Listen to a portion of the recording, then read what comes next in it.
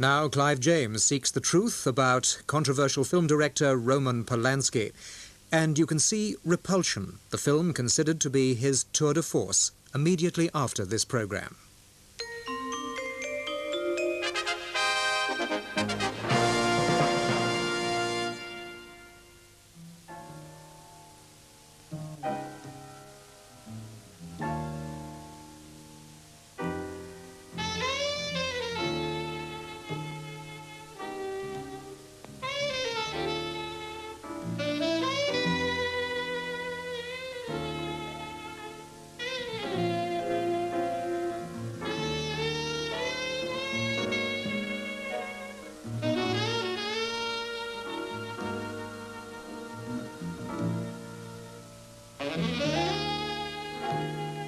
Hello, it's Roy there.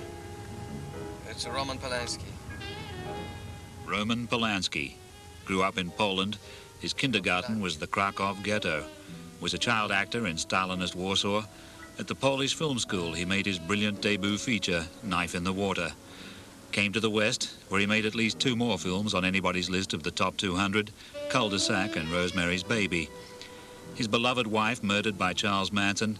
He went on to make Macbeth, one of the best Shakespeare films, and Chinatown, the best Polanski film, a masterpiece. Lives now in Paris because he's not extraditable from France for being a convicted felon in California who jumped probation after serving 42 days for carnal knowledge of an underage girl. These and other matters are treated in his autobiography, now published and several cuts above the showbiz usual, as indeed is the man himself. But I wanted to meet the man himself, just back from Tibet, where he's been to breathe mountain air and rest from the hassle of setting up his next movie, Pirates. He's 50 years old now, and if I had a 15-year-old daughter, I'd think twice before I let him take her to dinner. But he let me take him to lunch. A bold move, considering what he thinks of the media in general and the British press in particular. Jesus. Wow. Do you think there's suffering in there? Well, Clive, I think it was a wonderful idea to do this. Do this interview of this lunch, but it's you're right. It's really technically very difficult, you know. I mean, to eat and talk. It's the Robert Carrier version of Exodus, isn't it? Yes, of Ben-Hur, you mean? I'm having a lot of trouble here, Roman. Androgynous. In my method, at least. No, excuse me, look. Yeah. It's like trying to get rid of an awkward tenant. If you squeeze this, you let the shell out. Just don't squeeze it and pull it like that, you know. Should I chew it for you? I can do the last bit. I can do that. Come out of there.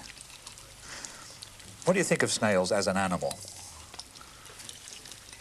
Not much, except I learned purely by accident that they have the largest penis amongst all living creatures. The longest, apparently, it's necessary for the reproduction. You mean proportionate to their size? Of course. Yeah. It's natural law. Not proportional to elephant size or whatever. No. Your hands are shaky. It's true. It's because I've been defeated by an animal about 1 centimeter long with enormous genitals. Let's go back to where there was no food at all. Can you remember the Krakow ghetto back at the start of your life? Could you tell that life wasn't supposed to be like that? Yes, well, that I knew. You see, I knew it from the moment when I saw the Germans building a wall across the street. I knew I was in the ghetto.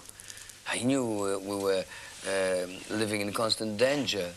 But at the same time, I didn't know anything else, so I just accepted it. Kids accept much easier the predicament than the adults, you see, because they simply have no point of comparison. They can see this against some other life that they have lived before, and that's the way it was with me.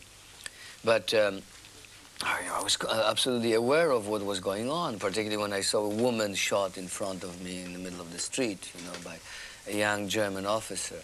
She was pleading with him in Yiddish, which I did not understand. And suddenly, there was a gun in his hand, and then an explosion, and blood sort of burst from her back, but not very high, just, you know, there was like a bubble of blood. And I just ran away, you know. And I remember that very well, of course. I remember everything. Do you think that or that sort of thing coloured your attitude to life? I don't think so. I think the separation, you see, once my parents were taken away, first my mother was taken to a concentration camp, then my father. I was longing to see him. My preoccupation, whatever, where are they? What are they doing? Are they well? You know, my only desire, my only prayer was for them to come back, to take me away. That's the thing which kids really feel very strongly. But the rest, no. Someone of Jewish background, the chances were 90% or more that you wouldn't have survived. How did you escape? I was just amongst those 20%, you know. I ran away from the ghetto. I lived first with some friends of my father's, then with their friends, and with the friends of their friends, and finally I ended up in the country. And most of the wartime I spent living in the country, in a very primitive, backward village with very, very nice, primitive peasants. And they didn't turn you in? Not only they didn't turn me in, they hid me. But only the woman who ran that household was aware of the fact I was Jewish. I was lucky not to look Jewish, you see. If you look at the photographs of I don't think I do now, actually, you know. I think I look very much like, as my mother did, and she was only partly Jewish. You know. When I was a little child, my hair was blonde. It's still quite light now, probably lighter than it shows on the film. So you could pass for Catholic, put me that way. Huh? Oh, yes, yeah. Did you have to learn prayers and stuff? Yeah, of course. When did you know that your mother hadn't survived? After the war. And you didn't know that your father had survived? No, I didn't. So really you spent the whole war without knowing, but hoping that they will. I mean, there was no doubt in my mind that they will. It was very difficult to accept the idea that my mother will never come back. After my father has been already back, there were maybe 2-3 months of hesitation, of unspoken truth, because we never discussed that issue with my father. After war, he remarried, and I felt there was sort of betrayal to my mother, although I never really said that. And it never went well between my stepmother and myself, just because, I mean, to me, it was an act of disloyalty, you see. It's so quick, so fast. Maybe I would have understood if my father took longer, you know, to get involved with someone, you see. But to my mother, I was in love with my mother like children are. And, you know, and seeing your father with another woman was hurting me tremendously. So I never wanted to live with my father, and he accepted it. That was quite a good thing for me. I don't think I would be what I am if what happened didn't happen to me. I'm not talking about my character, my personality, but I'm talking about my professional life, my desire to achieve something. I think it's somehow connected with it, and indirectly I'm sort of grateful to the harm that the Germans or the Nazis did to me for whatever I am. What was the attraction of the movies? It had to do something with the ghetto when there were no movies, when we could sometimes see through the wires the newsreels projected on the square outside the ghetto. Yeah. And eventually to the period when I ran away from the ghetto, and I would go to the cinema a lot. It was marvelous. You know, there was all German films, lousy, of course. It was very unpatriotic to go to see the movies. The slogan was "Wszystkie świnie siedzą w kinie," which means only pigs go to the movies. What was the idea of that? I mean, and it was collaborating with the Germans to go and watch their movies. To go to watch their movies was unpatriotic. But a lot of people went, and I was one of the pigs who went to see the movies, and didn't bother me the least to feel this way. It was dreams, you know. And it just stayed with me. After war, I went I started seeing other films than the German ones. Which one? Which film? First the Americans, you know. One of the first things that really struck me was Robin Hood, you know. Why was that particularly? Because it was an adventure picture, color, something that I haven't seen before. See, it was entertaining, much more than whatever I've seen before. How many times did you see it? Oh, God, many. Many. I hope the film won't get wet from this. You get salad oil on the lens.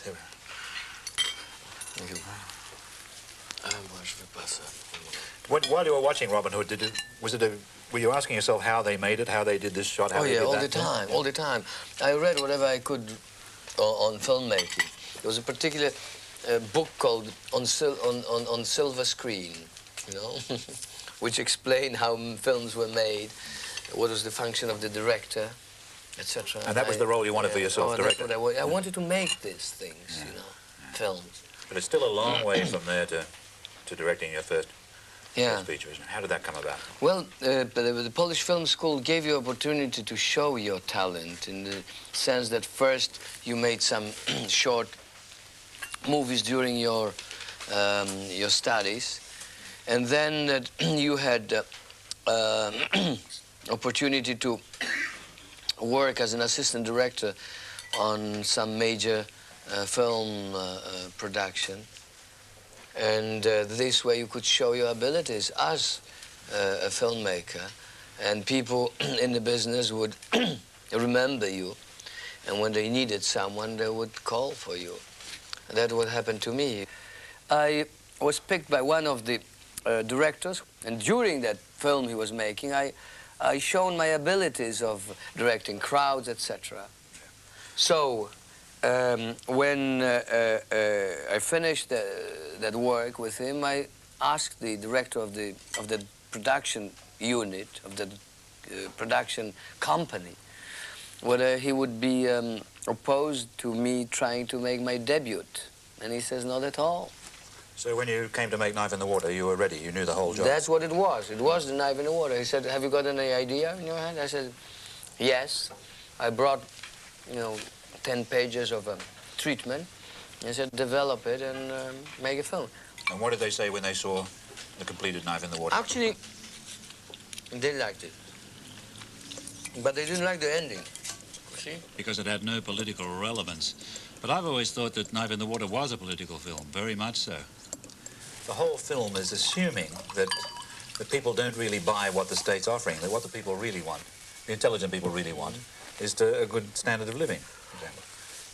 Well, I realized, that was the first time I started realizing in Poland that all my friends who were the revolutionaries in the teens suddenly got big bellies, black-rimmed glasses, but also refrigerators, cars, and they were the only preoccupations in their lives, you see. In those times, I was sort of in between those two, and I was trying to find some kind of ground which made sense to me. And I think that I managed to stay on that ground. I do not reject all the goods that our the times offer us, because this is, after all, the result of the evolution of our species. It's all this knowledge and technology and what this technology produces. But on the other hand, I try to remain sober and not get enslaved in those things. Maybe that's why I go sometimes up to 6,000 meters, and sleep in 0 Fahrenheit under a tent. I'm getting back to purity. Yeah, purity, but when I get back and I enjoy this chicken and this plate, and electricity and all those things. Anyway, when you finished Knife in the Water, you did come to the West. Had you always been wanting to come to the West? I mean, was it an escape? You were always on your way to the West, really, weren't you? It attracted me, the forms, the colors, the customs, the freedom, and everything that West represented to me was luring me here. See, when I went to Paris for the first time, just to walk down the street was a thrill. You see, to see the windows, the shop windows with multitude of shapes and colors was enough to want to stay there. You don't realize, but in countries like Czechoslovakia, Poland, Soviet Union, now it's already somehow better. But in those times, it was nothing. It was all somehow gray and geometrical. There were no other shapes, you know. They're just straight street with a window, empty, dusty, and a couple of fountain pens on it. Here you go, you stand in front of any a window shop and you realize that the whole society, that every member of it, is spontaneously creating ideas, forms, colors, you know, that just didn't exist there. You know, the country, the state decides we're going to produce yellow sweaters this winter, and there you have your yellow sweaters. That's very daring because usually sweaters are gray. So freedom's the difference. I mean, it's freedom that causes this. That's what it means, freedom, freedom. That's why I am someone who feels well and who approves of capitalistic system. Not that it's the best one, but it's certainly the best available. But the key to your speed of adaptation has to be that you learn languages fast, don't you? Yeah, I do learn them quite quickly, yes. Did you learn English before you got to England, or did you learn it all No, there? no. When I came to England, it was in the 60s, I came to shoot Repulsion. Yeah. I hardly spoke any English. I learned it on the set of the movie. Did you enjoy London in the 60s? Oh, yes. It was the greatest period of my life. What was it about it that attracted you? For the first time, people started going out, enjoying themselves without feeling guilty. And that was my case. I would go to the Ad Lib and meet all kind of people from Sam Spiegel to Rolling Stones. And just stay till 2. So 2 was already very late in those times. Then home and then fitful sleep till the alarm clock reminded me I have to go to the studio again. Both the work and the fun were absolutely fantastic. And of course, that's the right atmosphere for joy. Otherwise, what's important in human life, in my opinion, it's not what's happening, but what you hope for. A lot of the people you're talking about, the people jumping around in the Ad Lib Club, weren't just enjoying themselves or looking forward to a great career. They really thought a social revolution was going on. They thought it was the end of capitalism. Did you believe that? Well, no, I didn't think of it in those terms. I don't know who thought it was in the ending of capitalism. I think the contrary, because within the capitalism they started suddenly doing so well. There were maybe against certain accepted status. You see, they were, as I said, wearing long hair and dressing in the way that outrage bourgeois, the girl sporting the miniskirts, etc. But they did not want to break down the society or start experimenting with the society in the way it happened in the East or Far East. How did the miniskirt affect you when you first... I thought it was great. I thought it was very typical of that period. I mean, a woman must feel safe and invulnerable to wear such attire. You see, today women are wearing a virtual armor. You see on them tights, panties, blue jeans, belt.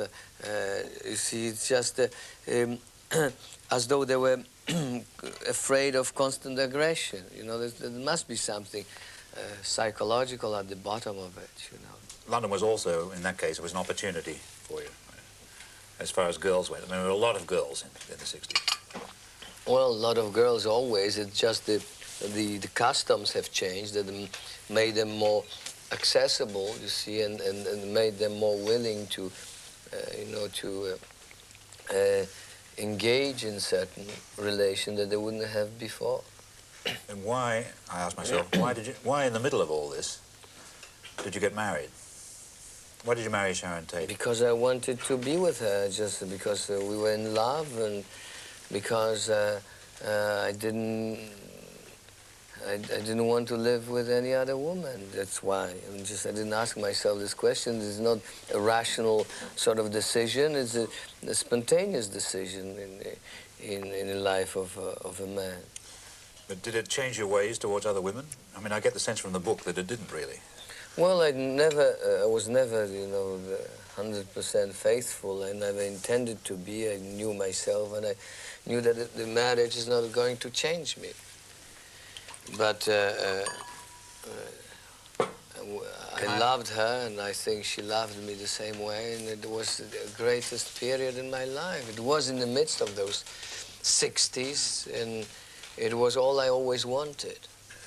So you were in Hollywood, and you married the girl of your dreams, in many ways a girl who represented the sort of ambitious young beauty of the time, and you were making Rosemary's Baby. So that was the peak, yes. It was a long way from Poland. It was really after that where it was the peak, after Rosemary's Baby. After Rosemary's Baby was a hit. Yes, after Rosemary's Baby it was a hit because first it gave us not only a lot of hopes, but some very stable material situation when one didn't have to think of tomorrow right away, when one could take some time off, and when the success makes your life easy. Everybody's after you, everybody wants to work with you, and you left to choose.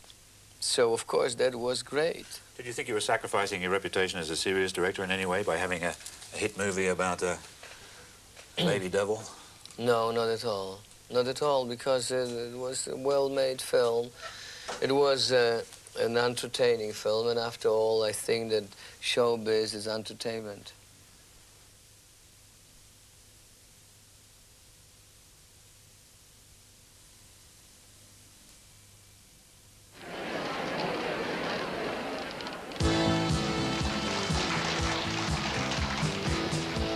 Every season, we set out to find the best family fashions. But before we put our collection together, we take it apart. Only when our clothing's past all this does it get the Asda guarantee.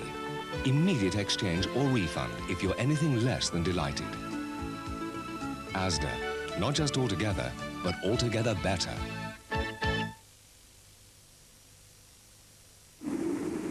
Hello there.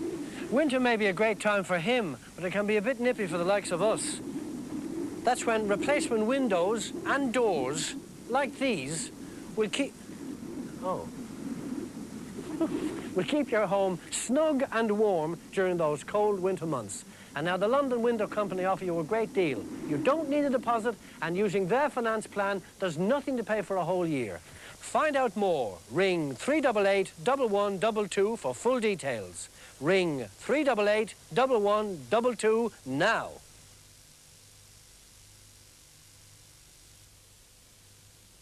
This is the kitchen of a very special restaurant. Imagination and the finest ingredients go into every recipe it creates. Today, the chef suggests broccoli with chicken gratin. Tender broccoli and chicken in a white wine sauce topped with golden cheese. But there's also beef teriyaki, lean steak in a delicate soy sauce. Or perhaps turkey ragu, or beef oriental, or cream chicken and pasta. Bon appetit. 5 new recipe dishes from Findus. The finest food frozen. The Which Computer magazine put 10 best-selling personal computers through a rigorous test for value. They selected Macintosh #1. In their words, overall, the Macintosh offers a phenomenal design, speedy performance, outstanding software, and an ingenious design for some £1,000 less than many inferior systems. An unbeatable buy. To find Macintosh, call Freephone Apple.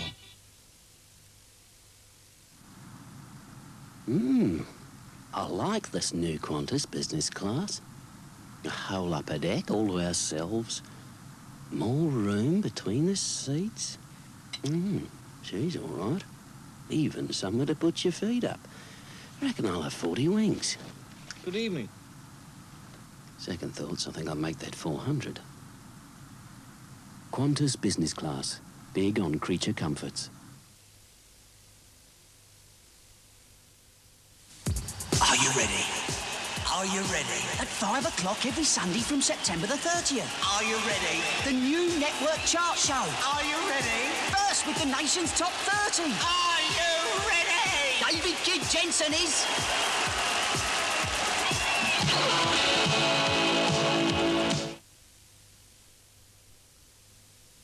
Rosemary's, yeah, we have. It's Rosemary's Baby. It's a huge hit, and that's your period of your greatest happiness. Yeah? Is that right? Yes, I think it's quite fair to say so. Had marriage straightened you out? Did you still feel the need to hit I'm still the bent. Did she have the same attitude towards marriage as you? Is that a fair question? More or less.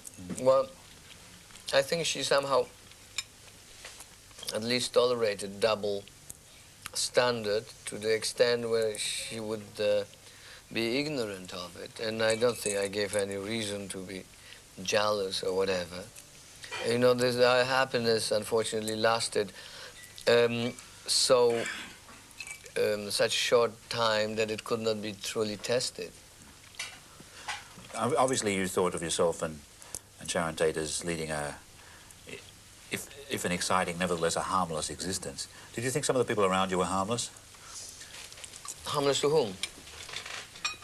There were a lot of other people around you in Hollywood taking a lot of drugs, stuff like that. Well, in those times, people didn't take so many drugs. The only drugs that I knew then was grass, and that's true. I mean, the whole California smoked grass, and the psychedelics. You see, there was no danger of heroin lurking around as it does today. There was no coke was not the socially accepted drug. There were very few people I've ever met who experimented with the cocaine. It was mainly grass, and grass is harmless, let's put it. You sure of that? Oh, positive. Anyway, you were really keeping open house at the time. Yeah? Oh, yes. And in view of what happened, was that wise? Do you think, in retrospect, that you were unguarded? I'm talking about the murders. What else am I talking about? Well, you know, it just depends on what you believe is necessary for your safety. After all, even sitting here at some stage may be dangerous. You know, people are putting bombs in the restaurants nowadays. But where do you draw the line? You can't live being on guard all the time. It's unlivable. Some people do. How did you find out about the murders? I was in London, and my agent called me. He called me around 8 o'clock London time and told me that something happened in the house. I didn't know at first what house he was talking about. He said, it's your house. And then he told me that they were all dead. Between the murders and Charles Manson getting arrested was quite a long period. How long was that? A few months, wasn't it? That was many months, actually. And during that period, they really blamed the victims for their own deaths. And they blamed you? They blamed mainly them. You know, it was even more painful. Later, they got on me. I was somehow left aside, but because I was not present at the place of crime. But there were stories of black magic, of ritual, of orgies. You know, how can you imagine an 8.5 months pregnant woman indulging in orgies and sex? I mean, Sharon, who did smoke grass before, she didn't touch it for months. The moment she learned that she was pregnant, she went crazy. She was drinking milk, and she wouldn't look at wine or whatever. You know, she really was absolutely obsessed with her own pregnancy and with the future child and buying clothes and looking for nannies, etc. It was just a normal young girl expecting a baby. Suddenly they turn her into a witch, into a drug addict. The other victims were accused of dealing with drugs, or God knows what. I mean, I could not believe reading those stories, really. And it was shortly after Rosemary's Baby, and Rosemary's Baby dealt with witchcraft in today's New York. They somehow tried to draw conclusions. And since there were no culprits available, and since the murder itself was so hideous and horrendous, they instinctively felt that the best way is to blame the victims for their own death. And then later on they started blaming Polanski. Well, no, they never really blamed me for it. They never. Some of them implied that I was somehow involved, that I may have. They were trying to suggest that there was some kind of breach or in our relationship with Sharon. They would, with whatever could sell papers, they would propose. You see? Granted that they were busy trying to find the victims responsible, who did you think was responsible? Because you immediately got suspicious, according you say in the book. Yes, of course. I was looking rather for someone who knew us, who somehow was connected with us. It would not occur to me that those people have been totally outside of our circle. However, all the time, all of that period, when I was very close to the police, talked to them, tried to help them, and even became some kind of amateur sleuth, I did always say, you're looking for something rational. Try to look for something absolutely strange. And it was strange at the end. What did you do when you started being a detective? What were you looking for? Well, you see, they gave me some clues. Like, for example, there was one thing that no papers, fortunately, knew about, like glasses that they found on the place of the crime. Eyeglasses, you see. So, since I had better access to people around of our circles who were hermetic to any kind of police investigation, I could look for this, for example, and I was looking for a certain type of glasses. I was also looking for any trace of blood in cars of people that I knew. I had chemicals, you know, that I could smear and check whether there were any traces of blood on the pedals or steering wheel or seats or whatever. So I spent my nights sometimes in the garages of my friends, you know, just going through those cars, and of course I didn't find anything. But I did think that it must have been someone who knew us, and as it happened, it wasn't. And does that strike you now as unbalanced behavior? Would you say you were unbalanced at the time from grief or shock? Yes, I think I was unbalanced, yeah. Because one of the many interesting things about your book is that you state these things, but you tend not to analyze them. I mean, for a man of your intelligence, you're not very analytical about yourself. You rather rather present the facts, you see. But sometimes the facts need interpretation. Well, that depends on the approach that you have. I think that facts don't need the interpretation. You know, I think facts are facts. After the murders, it seems like, say, 6 months after, you're in the Alps and consorting with these girls from the finishing school and so on. I mean, I could see how you would sort of try to lose yourself like that, but is it wise to say so? Yes, it is wise to say so. Why not? Why wouldn't it be wise to say so? That's the way it was. And that's the way it is, you know. I mean, just different people have different way of seeing life and relationships. You know, it's not necessarily the same with you than me, you know. And people react in different ways to grief. You know, some go to a monastery, others start visiting whorehouses. It's true, but if one of your complaints is the way the press misrepresents you, and it is one of your complaints, isn't it? And surely it would be good tactics to give them the minimum possible target. Yes, but then you have to change your lifestyle completely and go into hiding. If you have a bunch of paparazzis hanging around your house, it's very difficult to keep low profile unless if you decide to change totally your lifestyle. I mean, really change it. Don't go out, you know, draw your curtains. And I didn't want to do that, you see. I wanted to continue to live the way I wanted to live. And I was a dreamer that maybe after a while the press would leave me alone, but they won't. They want to, for the simple reason that it sells. It sells papers and sells books. Granted that it's too easy in a cliche to connect your work with your life in such a direct manner. Let me take the example of Chinatown and ask you, is that your view? Chinatown is really a movie about justice not winning. It's about brute force winning the event. Is that what you would come to believe by that stage?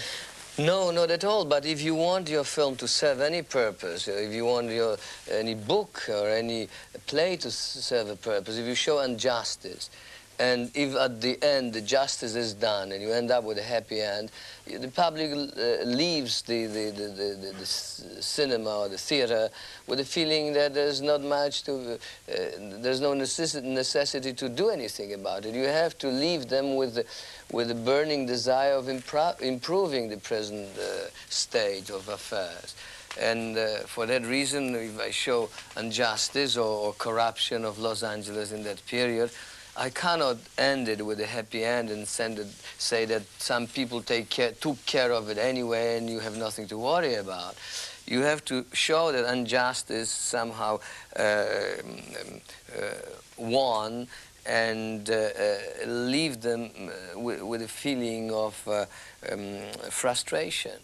Then you can expect that they will do something with their lives in the way that they can to improve the justice.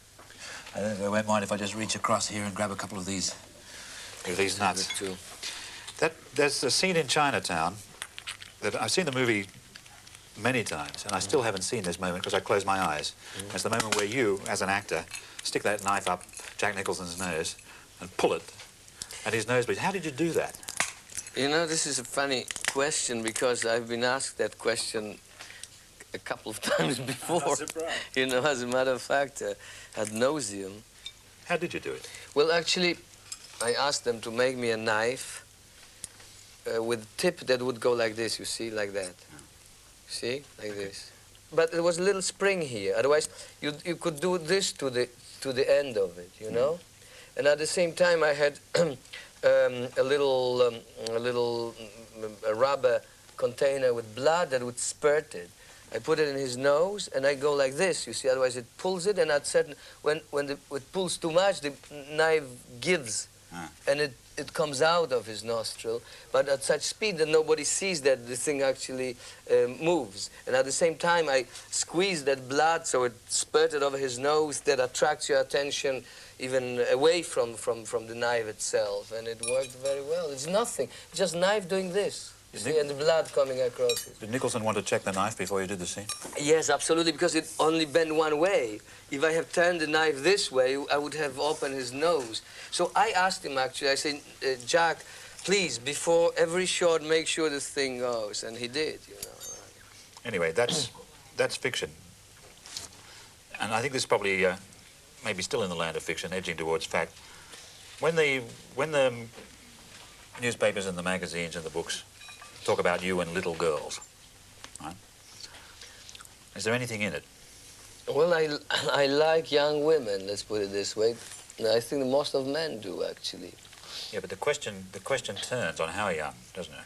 Well, yes. Well, here you come to a concrete case for which I have been behind the bars, and that's what you want to talk about.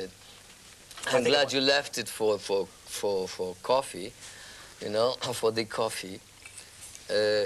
But what exactly would you like me to tell you? I want you to know what happened that night. But you want the nitty-gritty. No, I don't want the nitty-gritty. I don't want the nitty-gritty. That was the last thing I want. It wasn't night, it was an afternoon. No. It was, I was about to make a series of photographs of young girls of that age for a French magazine called Vogue Homme. And I found it quite an interesting enterprise because I like the girls of this age and because the girls of that age for some reason like me. And just it went a little bit too far, one of those on the session with this girl. And it happened one afternoon when I was, after I photographed her.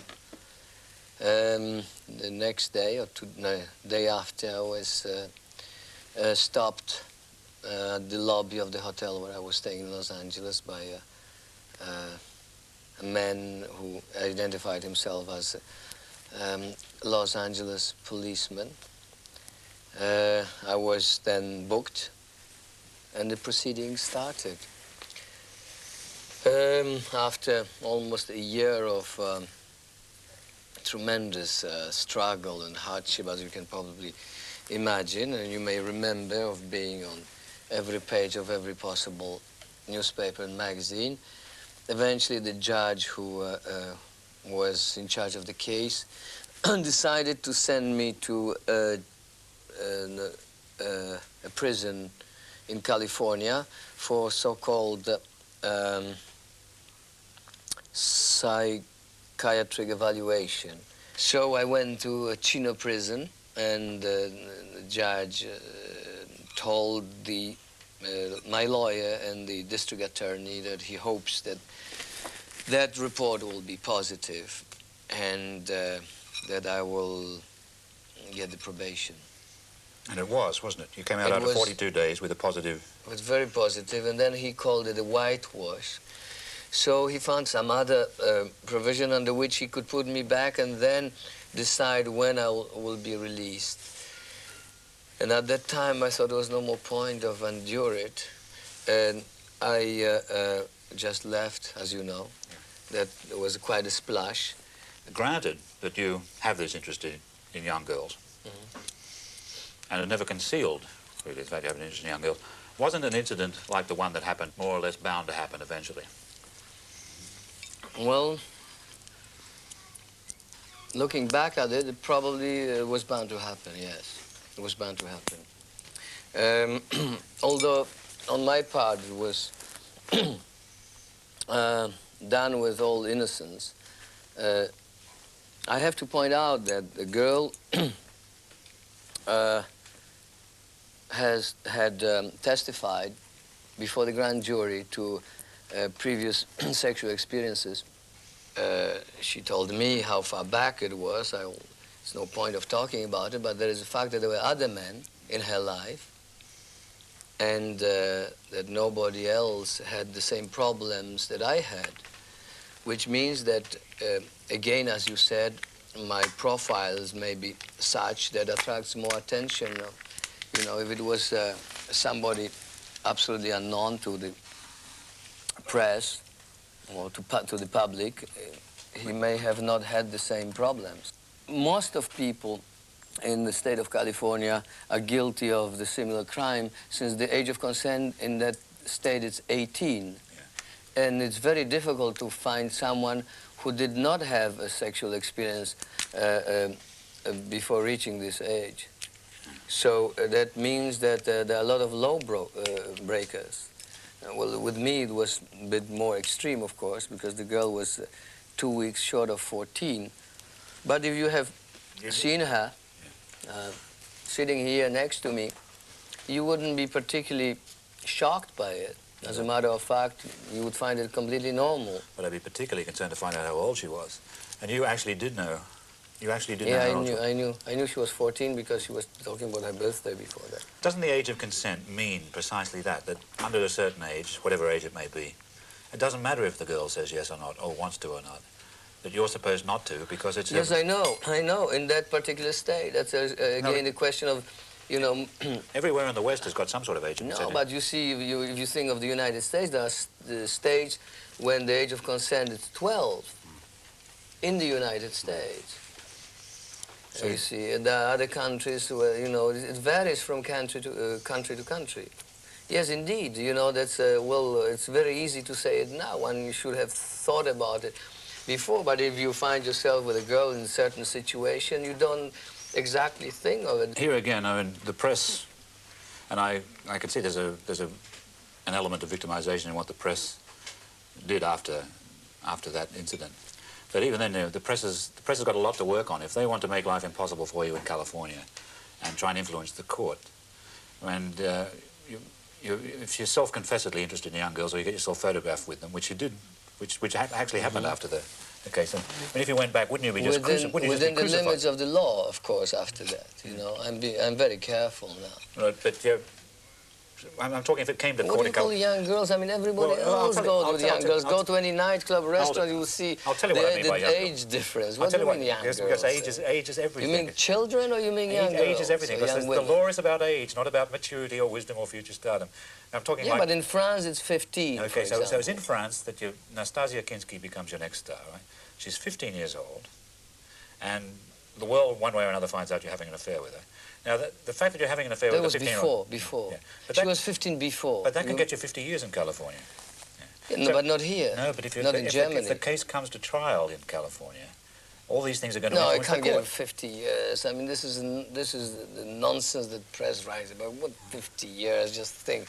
Come on, there were that year there were 20 or 19 cases in California itself of similar nature. Nobody went to prison, or only there were policemen and people in public service involved in the cases. I did, because it was focused on me. Not that the press is particularly nasty to me. They just try to make the buck. Lunch is getting into a dinner now, and I just want to, in case if you have in mind finishing this interview, I wanted to ask you whether you intend to end on this note, or do you think there's something more to my life than my relations with young women? I think there's a lot more to your life. Otherwise I wouldn't be talking to you. And certainly not going to end in this note, but it's a note that had to be struck. Yes, I don't blame you for it. Of course, I was waiting for it. I admire your courtesy of leaving it for the coffee. If it had come with the foie gras, I would have screwed the whole thing. Oh, yes, definitely. I'll change the note. I'll put a variation, a happier variation on the same. No, I don't want to shorten any kind of interest on your part. That particularly morbid. I've asked what I came to ask about that question. But another side, a happier side of the same question is, which you've already raised, actually, is why do women like you? They don't really like me so much. Let's not exaggerate, you know. They like me enough for me to get into trouble. Some of them like you, you're enough to dive into bed with you, and on an almost instantaneous basis. No, what does that do for you? Instantaneous, I think it's with everybody, you know, don't they? Does it flatter you that women like you? Of course. But why do you need to be flattered so much? It tickles my ego. That's why I am where I am, because I have this tremendous ego, you know. Maybe it has to do with my size, you know. 5'6", you see. Do you think Let's straighten it down, 5'6", not 5'4". There's something you do in your book, which I wouldn't do in a book, for the sake of caution, for wisdom and for sanity. And it's something you do that, in my experience, only men who are trying to prove themselves do. You name the names. When I go through your book, I find that the only thing the William Morris Agency ever did for you, for example, is it got you laid by Carol Lindley. I think that's a very, very funny joke. But, you know, are you sure that Carol Lindley will be pleased to see her name there? Well, I talk more about her. Carol Lindley is a lovely girl. I mean, I don't doubt it. I still have great souvenirs of not only that night of the Academy Awards, but this subsequent friendship that sprang from that encounter. I used to see Carol a lot, and we were great friends for years. I don't think she would really hold it again. Did you ask her first before you put her in the book? No, I didn't. Strangely enough, as you know, the books, before they are published, they are being dissected by all kinds of lawyers and advisors. No one had objection concerning that that paragraph. Well, I don't think it's libel. I don't think you can libel anyone by saying you've been to bed with them, if you have. I see. But it's a question of manners, or is it... It used to be called... Is this the act of a gentleman? Maybe the women... Are you a gentleman, Roman? Well, you know, talking about things like that, 20 years later, it can hardly be called ungentlemanly act. She might think it's a beautiful secret, and I could think there are other girls in the book, and I suppose I'm doing the same thing if I name them, but just let me refer in passing to Jacqueline Bissett, and there are half a dozen others that I temporarily forget. The names are there. It's really, isn't it kiss and tell? Well, I've never told before. I think there is enough perspective, and I think I have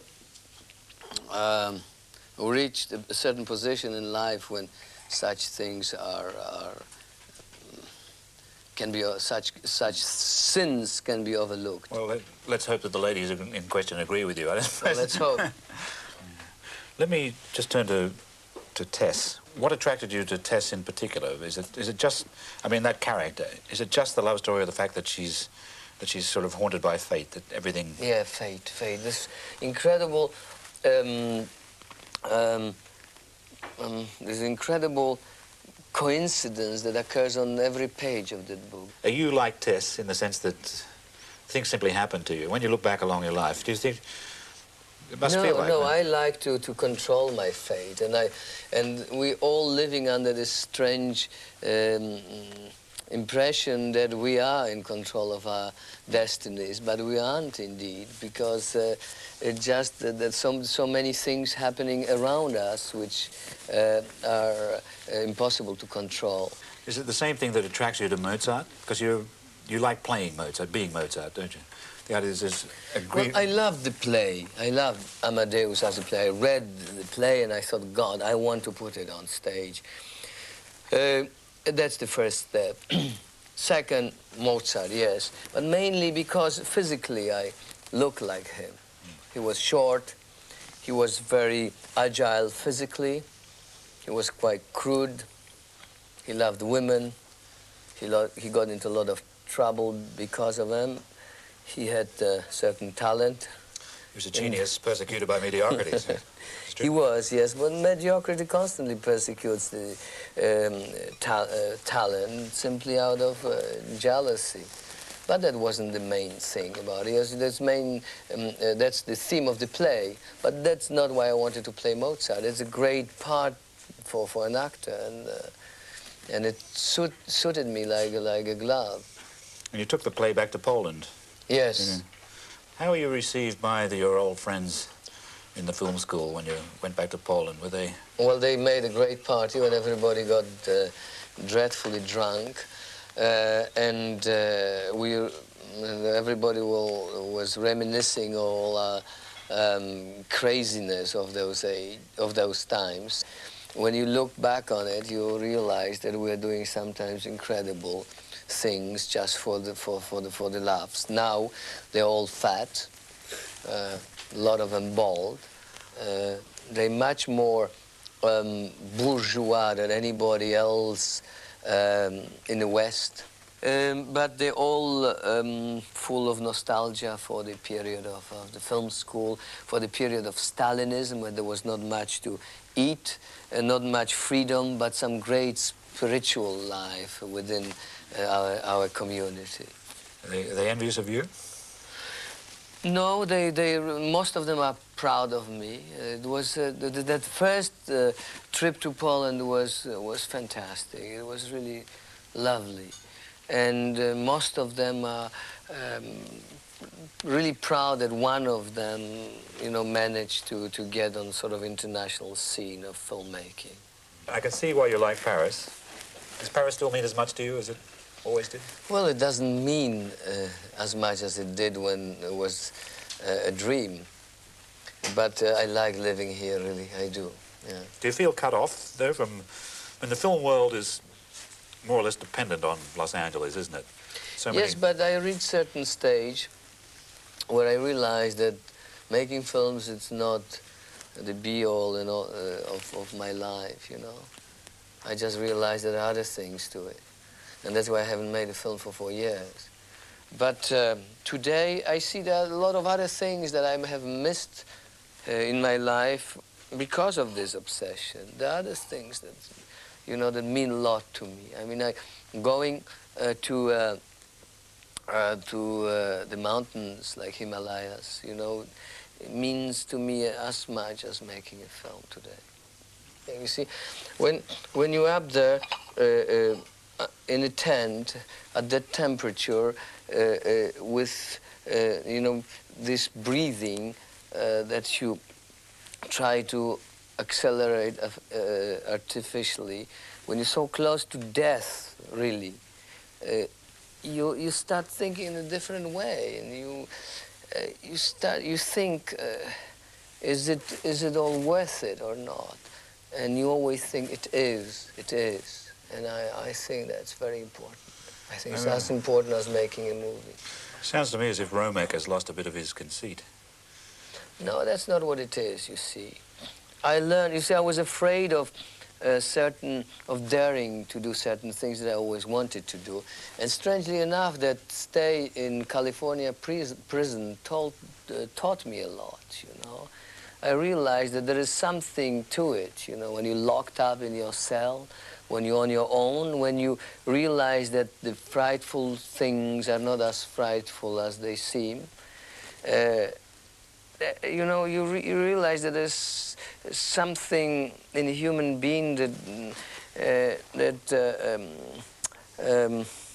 is totally unknown to him until he really dares to open certain doors. What do you want out of life at the age of 50? I don't know. Not at all? I don't know. I don't know. I know that on one hand, the success gives you some kind of satisfaction, but it doesn't give you the bliss. On the other hand, I know that love gives you happiness, but I know that it ends. And love carries in it the seed of tragedy, you see, so I really don't know.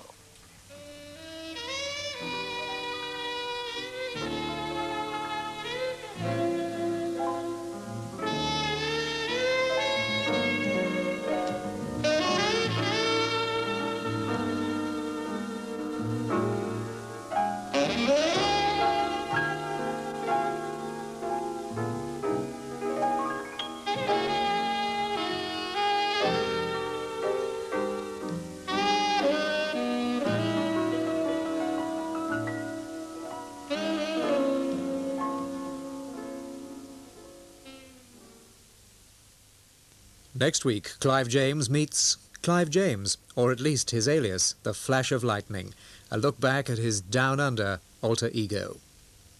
Now, after that revealing interview with Roman Polanski, in a moment you can see one of his classics, Repulsion.